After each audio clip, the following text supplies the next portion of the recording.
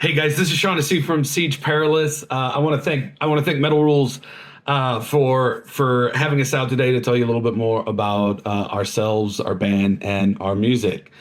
We are Siege Perilous. We are epic fantasy power metal from Colorado. Super happy to be here. Super happy to just tell you guys a little bit more about who we are and what we've been doing. In terms of what drives me, at least, to create music, I think if you asked any of the other guys from the band, they'd give you a slightly different answer. A lot of what drives me as an artist is really challenging myself and creating things that resonate and hopefully inspire other people.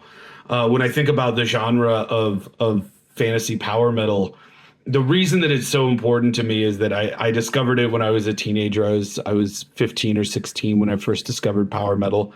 And at that time, I mean, there was a lot of things going on. For when I was a teenager in high school, I was dealing with the same kinds of problems that everybody, that everybody kind of deals with at that time. But also the popular music of the time, the things that people were listening to. It was the time of kind of the beginning of like the kind of indie hipstery music. I mean, indie music had been around before then, but kind of moving into that hipster realm, and then kind of pop punk transforming into emo. A lot of the music that was out there, a lot of the music that was circulating at the time was really about just kind of like wallowing in the fact that you were sad, wallowing in those sad feelings, and that didn't resonate with me. I didn't like that. When I'm feeling sad, I don't want to just continue to feel sad, right? Sometimes you got to sit in a little bit, but like I wanted something that would drive me, that would inspire me, and power metal was definitely that music for me. Because at a time when, a lot of the music was like, let's be sad, let's stew in it. You have, bands like Hammerfall, Manowar coming out and saying, hey, stand up and fight, man. Be victorious. You can do this. You have the power. And to me, that was super inspiring. I also always loved just the fact that that kind of music tells these great epic stories that also have that inspirational edge to them. So being able to kind of try to do that for other people and hopefully inspire other people is one of the things that drives me. That and really challenging myself. This is a challenging genre of music. It has, I have definitely pushed myself and grown and still have a long way to go to reach those echelons that a lot of the musicians that I look up to have reached. They're all incredible musicians, whether it's guitarists, bassists, drummers, keyboardists, and of course vocalists. So our band name, Siege Perilous, a lot of times people think that we named ourselves after the Camelot album, which isn't a bad guess. It comes from the same place, but the derivation of the name goes back to the original Arthurian legends. So in some of those legends, like Le Mort d'Arthur, the Siege Perilous is one of the seats at the round table, but it can only be sat in by the knight who successfully retrieves the Holy Grail, and anybody else who sits in it will die. And so we thought that was a pretty kind of very power metal and also just very metal concept. The name was proposed by our guitarist, Scott. It was a great idea, and one of those names that we all kind of instantly latched to, and we're like, this is the thing.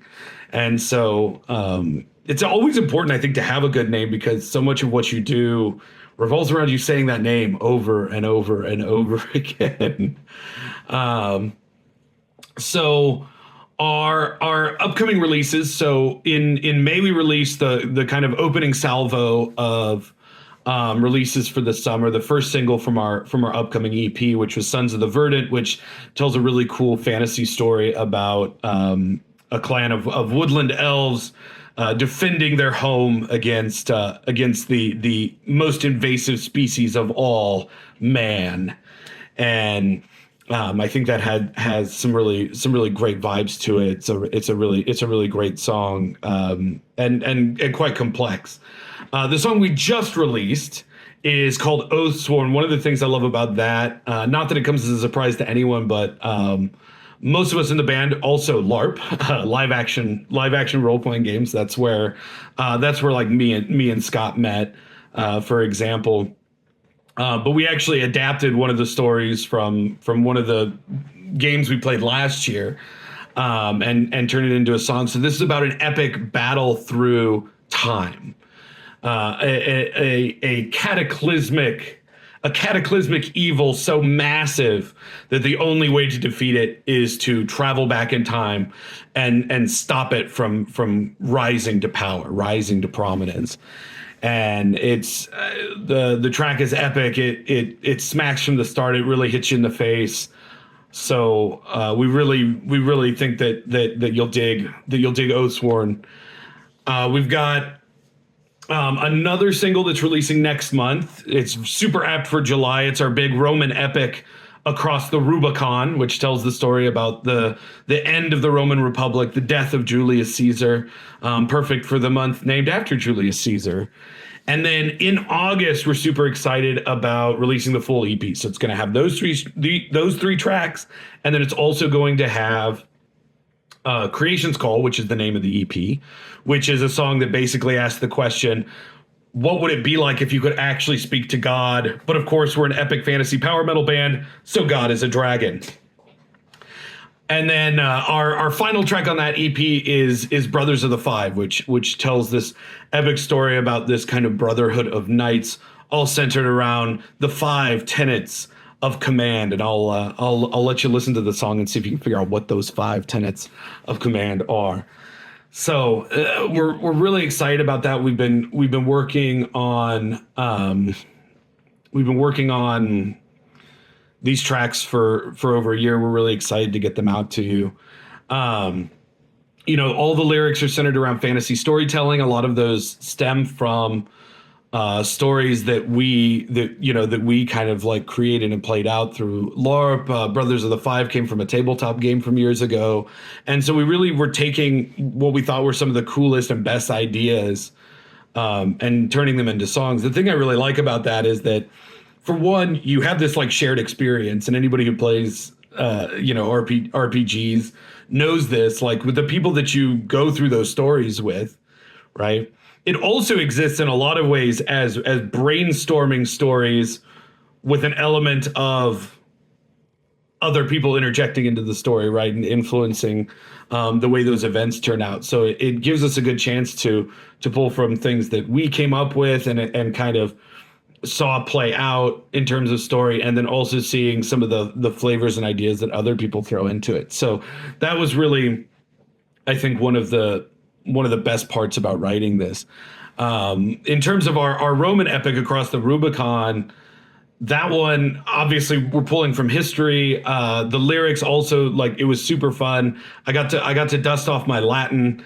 We'll have some Latin show up in the song, so get ready for that. I even had some of my friends who have studied studied Rome and studied Latin. I had them proof my Latin, so it should be right.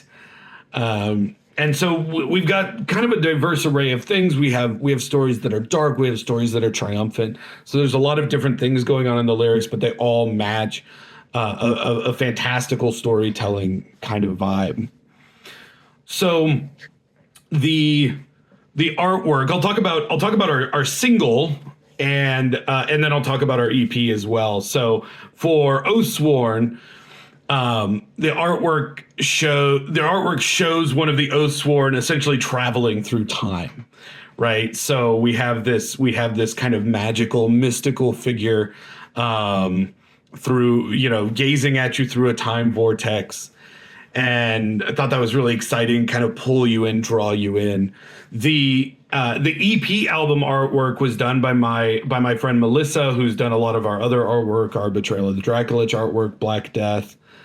And I really like that one because it's got just a very different vibe. It's less violent, chaotic, and it's almost peaceful. When you see Aeon, the dragon of creation, effectively, kind creating the universe. And I love the blues and the purples. I love those cool colors, because usually, and if you look at our other artwork, you'll see this, we go with a lot of warm and crazy colors, a lot of things that are very like kind of neon, and this one's a little bit more toned down, but I think kind of draws you in a slightly different way. So in terms of new albums that I've been listening to that have kind of caught my ear, so our friends in After Time, when we released Sons of the Verdant last month in May, came out with their full length album, Arcane Horizons, and that one is amazing. I've been really addicted to that one. Traveler, which is kind of a classic heavy metal band, traditional heavy metal, New Oathsworn, a few months ago released their album Prequel to Madness, which is really, really good, and I'm really into it. And then Twilight Forces, Heart of Wintervale. I mean, I'm wearing the shirt right now. Twilight Forces at the Heart of Wintervale. It came out like a year and a half ago, but I'm still just hopelessly addicted to it. It's an amazing album, and really hits a lot of those sweet spots for me in terms of fantasy storytelling, in terms of just cool, epic, triumphant songs. So we're really excited because two of those bands, Traveler and After Time, we're going to get to play with at Mile High Power Festival in August. Really excited about that. We've got an amazing local scene here in Colorado. It's small, but it's very dedicated. There's people like Soren Bray from Celestial Wizard, who's putting Mile High Power Festival together, and he's doing a lot of great things for our community. I love how cooperative our music scene is across all different subgenres of metal. You know, we've played with death metal bands, black metal bands, metalcore bands. We've played with a little bit of everything, and everybody's just been super professional, super polite, but also super supportive, which is a slightly different thing that you don't always get, which I think is great. In terms of future plans for the band, we are in the middle of writing a full-length album, which we're hoping to take to the studio next year. We've got lots of stuff in the works. We're going to be trying to get out there more with our live show and things like that. You might even be able to hear one of those new songs that we're working on that goes even beyond the EP if you come to Mile High Power Festival. I can't guarantee that 100%, but I'm pretty darn sure. So, and then of course, why does metal rule? Metal has been such a huge part of my life. So many of my friends I've made because of our mutual love of metal. It's the music that's inspired me for over half of my life. It's taken me down pathways, and it's inspired me to do better in my life. It's one of the reasons I love the inspirational and victorious side of metal, because when things get tough, when things get challenging, there's always like Eric Adams from Manowar in the back of my head saying, "Stand and fight." And you need that sometimes. You need that little voice in the back of your head saying, "You can do this. You can be victorious. You are strong. You are tough. You can persevere." And to me, that's why metal rules. Is there's no other genre of music that to me has ever quite given me that same feeling. That's given me that feeling that you get in Return of the King when Theoden is addressing the riders of Rohan right before the Battle of Pelennor Fields, right? And that's what I love about this. It's big, it's inspirational, and the act of doing it, the act of creating it, has also just been an amazing experience that I've really, really enjoyed. So once again, we're Siege Perilous. Check out our new single Oathsworn.